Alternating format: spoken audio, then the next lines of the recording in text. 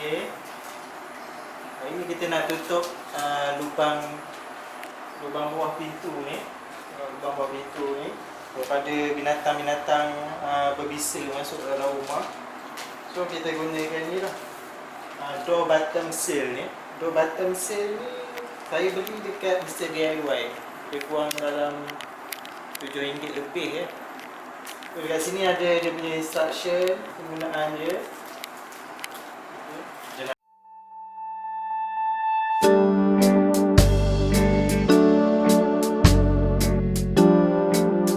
Kita boleh potong ikut kesesuaian panjang pintu kita. Okay, dekat bawah dia ni ya. Dia ada macam berus macam ni ya. Ni belah bawah dan belah atas yang plastik ni lah plastik ni. Jadi dekat sini pun dah ada double side tape dah ni. Dah ada double side tape. Just kita tampal je dekat pintu kita tu .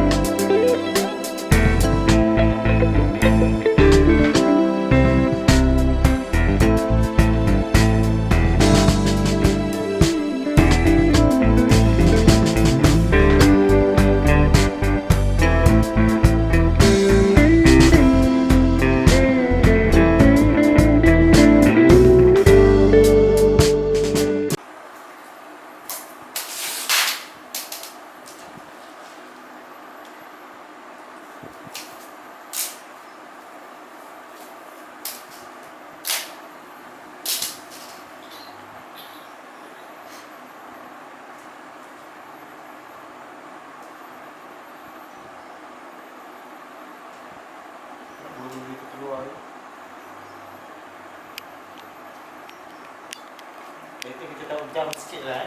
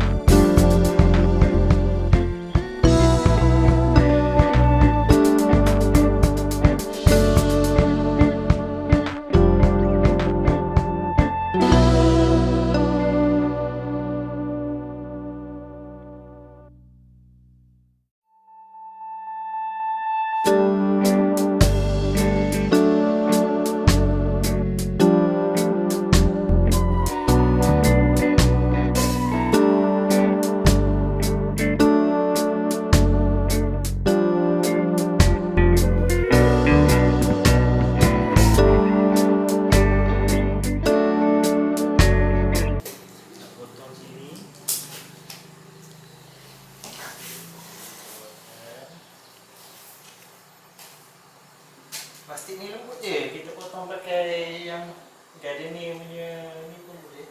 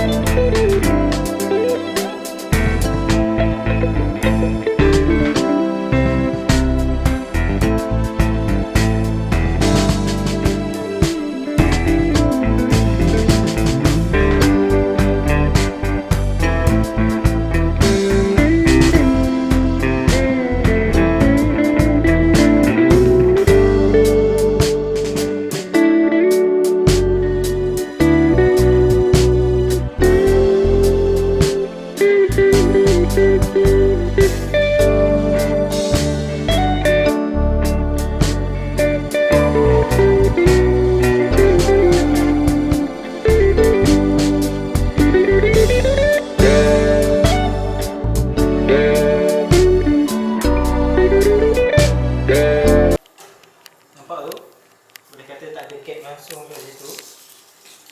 Okay, sebenarnya memang double side tape tu memang dah kuat sebenarnya. Jadi kalau takut lama-lama dia tercabut, so saya tambah skru.